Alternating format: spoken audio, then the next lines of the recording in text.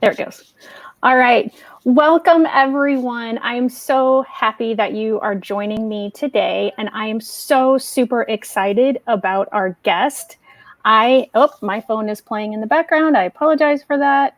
Um, my guest today is someone that I met just a couple of years ago.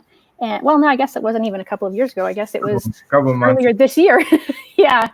Um, but I met Zach. I grew up watching basketball and being involved in basketball programs. My parents ran a basketball program for over 25 years, and so I was there were weeks in my life where I watched 130 basketball games in a week, middle school and grade school, but it's still that's a lot of basketball in one week.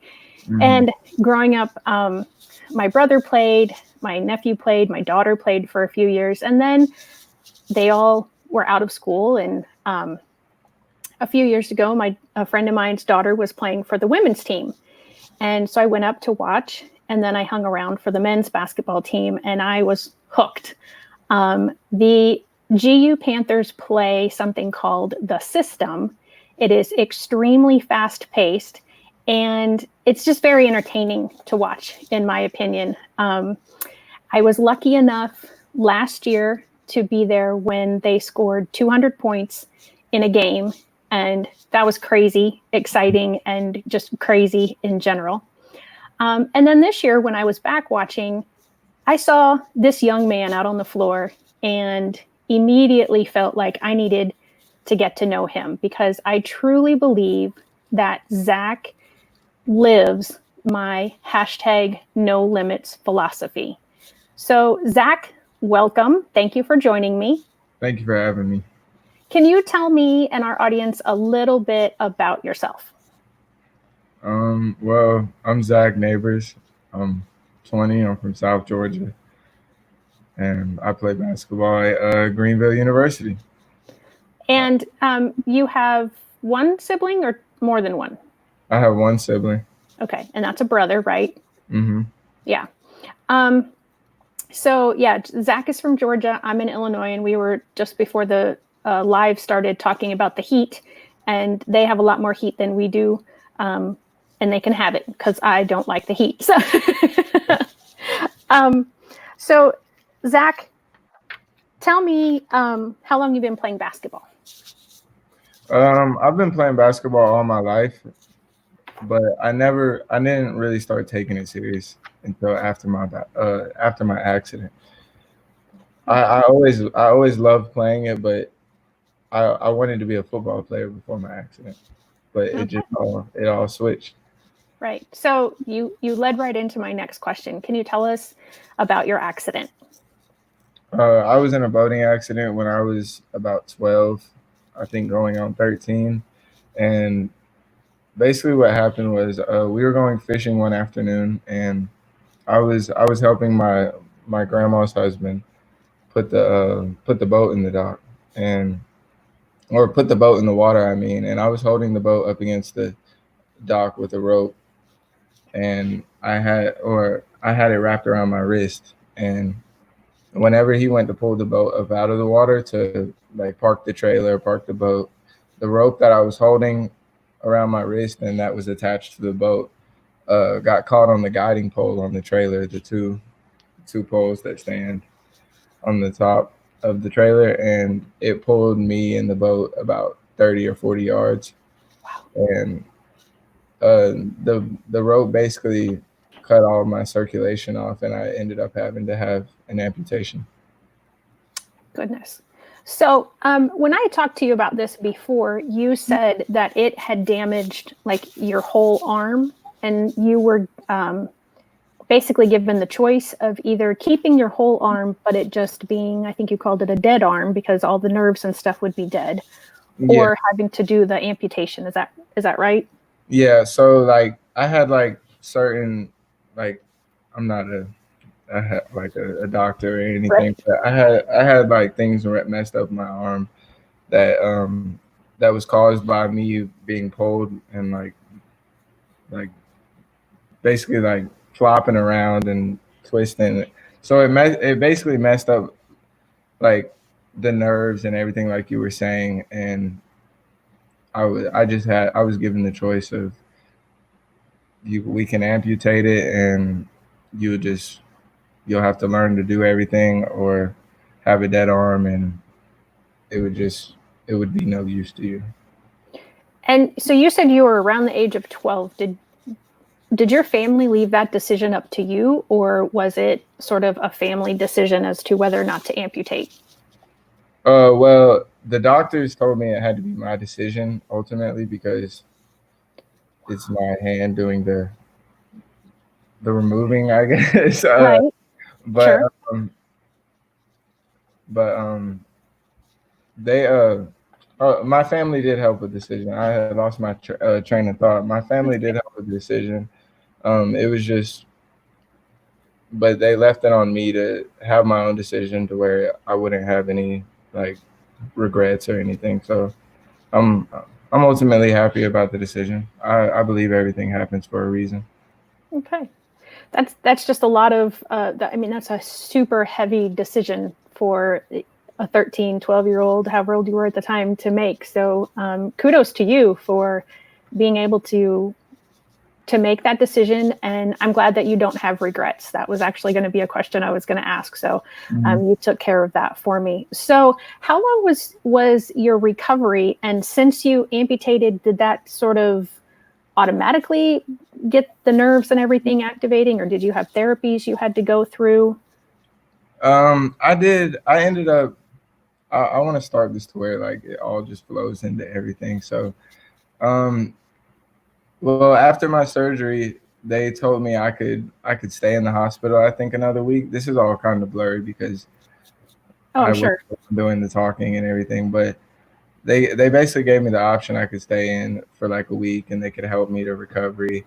But I had ended up telling them it's actually a funny story. My mom can tell you. They brought in a nurse, brought in it was like a scale, and it had like a frowny face and like a smiley face at the very end, and they were like tell us how you feel, like are you a 1, are you a 10, are you whatever. And I just stopped, and I was like, to be honest, I don't need any of this. I'm fine. Wow. I'm good with my decision. And so I left I ended up leaving the hospital, and I did physical therapy for a while, just to learn how to do certain things. And but I don't that it wasn't very long.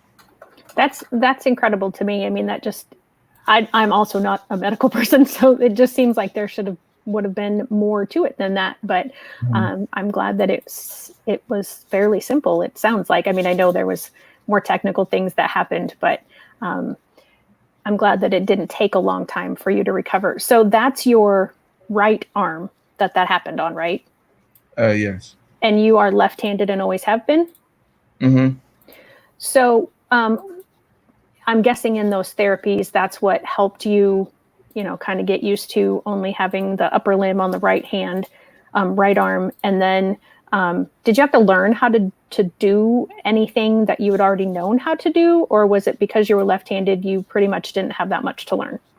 Well, during this time, my mom was like, she was looking for options for me for like prosthetics, and like where I could learn how to do certain stuff. And that's how I have, Laura, that's how we figured out about navigability, which I know you'll probably cover later. But um, so we did the whole like prosthetic route, but it was just never something it felt like it was like restricting me. I was never really completely comfortable with it. I tried it out for a while, like probably like the first year after my accident, but it just seemed like everything was easier.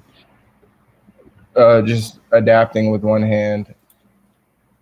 So as you were recovering, did you ever, and as you were getting used to all of your life the way it was after the accident, who or what was your inspiration to keep going, and why did you keep going?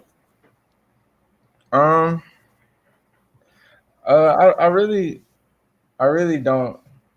I have a few answers. Obviously, my family, um, and I just believe it happened for a reason. It happened to me because I was meant to be able to handle this situation. I don't really know, because I've talked to people that have one hand that are a different limb situation that they're missing, and it's not the same story. But I just think it's just Okay. how I am. I just, but I would definitely say, like, my family, they helped me, and just wanting to, the want and the desire to feel normal, I would say. So Mhm. as a kid, that's what you want to do. You want to, everybody wants to fit in, everybody wants to be the popular kid. So me wanting to be the person I was before my accident, I feel like pushed me to accomplish the things that I could do with two hands, like play basketball, play video games, tie my shoes, stuff like that. So Okay. it's just the way. You attend a Christian college, and I know that you don't have to be a Christian to attend there. So I was just wondering if there was, a higher power, because you say that you believe everything happens for a reason. So was your faith in any way part of what motivated you, or is it just that everything happens for a reason and that's My faith, yeah, I am a Christian, so that belief comes from me believing in God, me believing that I He put this challenge in front of me for me to accomplish. I truly do believe I have a bigger purpose. I think so too. Um, so yes, tell us about the camp that you found in Illinois and how you found it, being from Georgia. So like I was saying before, like when my mom was she was going through the transition of trying to find things where I could learn to do new things and learn to be a kid again. She stumbled across Nubability in DuQuoin, Illinois, and it's a sports camp where they teach limb different kids the desired sport they want to play. So if I wanted to play golf, they would have a one-handed, or so I have one hand. So if I wanted to play golf, they would have a one-handed coach out there to teach me how they learned how to do it. Same with basketball, same with baseball, soccer, football, swimming, wrestling. They have every sport, weightlifting. That's incredible. And they do that also if there's someone who has, I presume, zero arms or one leg or zero legs. Mm-hmm. There's a there's a coach for every camper, really. That is amazing. And now I think you told me when I spoke to you in the spring that you are there. You went as a camper, but now you go back. Is that correct? As a leader or a coach? So I started as a coach or a camper, and I think I went for about 2 or 3 years until I was old enough. And whenever I was old enough, I became kind of like a helper. When I was 16, I became like a helper, not really a coach, just helping kids as much as I could and not really taking the lead on anything. But now that I'm older, I've returned every year since then to help out as much as I can. That's awesome. So were they able to hold that camp this year with everything going on? They weren't. They weren't able to hold it. That's sad. Well, hopefully everything's back to being able to be face to face, and they'll be able to start that up and have that camp again next summer. And so, so that brought you to Illinois. And so, how did you find out about Greenville University? I found out about Greenville through Sam Cooner, the leader of, or the founder of Nubability, and so I was at Valdosta State my freshman year of college, and I was redshirted and I wasn't playing, and so whenever I decided that I was going to transfer, I was looking for teams. I was looking like, where am I going to go? I just want to play basketball. And I reached out to Sam, and him being in the position where he is, he has a lot of connections to people in high places, I guess you would say. And he just had ended up he went to Greenville and played baseball there, and so he knew Coach Barber. He knew the program, and I ended up getting in contact with Coach Barber. I sent him my film, and the rest is history. I ended up coming on a visit, and I loved the place, so we're back.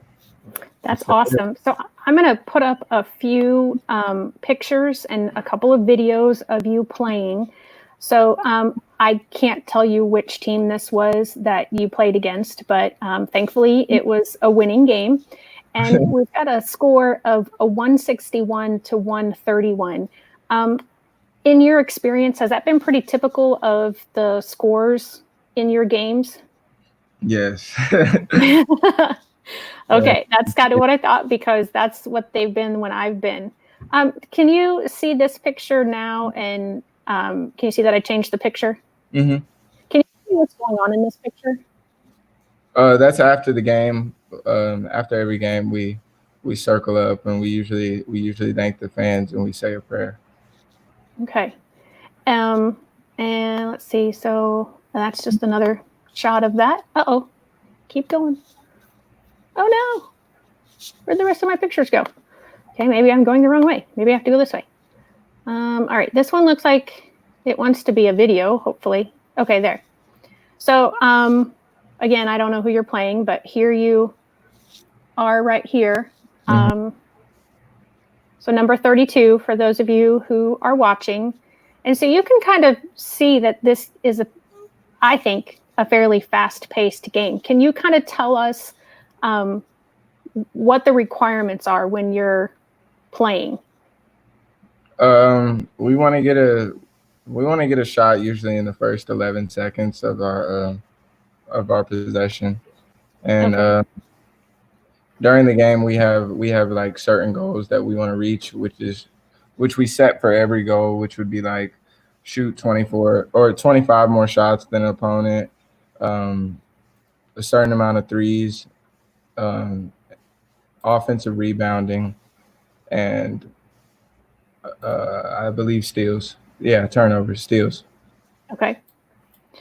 So for anybody who is a diehard basketball fan, I know sometimes they don't always think that this is, that you guys have plays, is what I've been told. But I mean, you just kind of said it. You know, you try to take more shots, you try to get more turnovers, take more threes. And at the beginning of this, we saw you make your three. So let's see. I'm trying to see. So that was that video. So when you joined the team, was there any sort of what was the response from everybody on the team, from the faculty, to other students? I feel like it's been very welcoming. I've always had, especially with the team, I've felt like I've always had an equal opportunity to be successful. It's just depending on how I perform and how I work. The fans they've been great. I haven't had any problems with any students, any really adjusting. It's been very welcoming, I would say. I've been happy. Good. And from an outsider's perspective, watching the games, it seems that all the players really, yes, they care about winning, but they care about each other too. You seem like you're a type of family. Would you agree to that? I would. I mean, you battle all preseason, all season, and then postseason.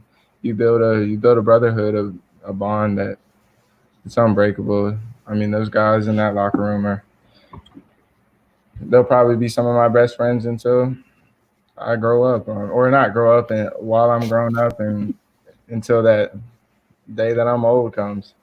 Right. So tell me about this scene. What's happening here?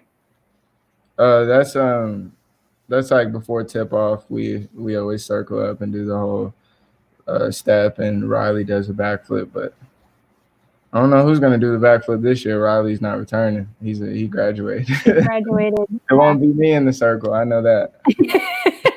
You're not a backflip kind of person, huh? Uh-uh. No. All right. So that's you. So how often, that was you coming off the floor, how often do you switch out playing and being on the bench? They try to sub every minute if possible, but with how basketball goes, like you can't always get a dead ball or a point where the game can stop. So if it goes too long, we might call a timeout, but not really. You just wait for the next dead ball. Right. So can you tell me, like, what do you do? I mean, because this is very fast paced. I mean, you've been up and down the floor multiple times in the videos that I've shown. Do you have an average? Do you have any idea how many times you're up and down the floor in a game? No, I really don't know. That'd be something to see, because I know that it's just down and back, down and back. Yeah. Yep. Exactly. So I'm just going to show, I think I've got maybe one more video. Nope. Just, I think, another scoreboard. So again, we got a 131 to 125. Mm-hmm. And I think this was the first game that I saw you in, because you had the orange uniforms instead of the white ones, and it kind of threw me off. But so I'm going to stop sharing my screen and go back to whoops, maybe I will. What's going on here? There we go. Okay. So I think, I've pretty much covered most of the topics that I wanted to talk to you about today.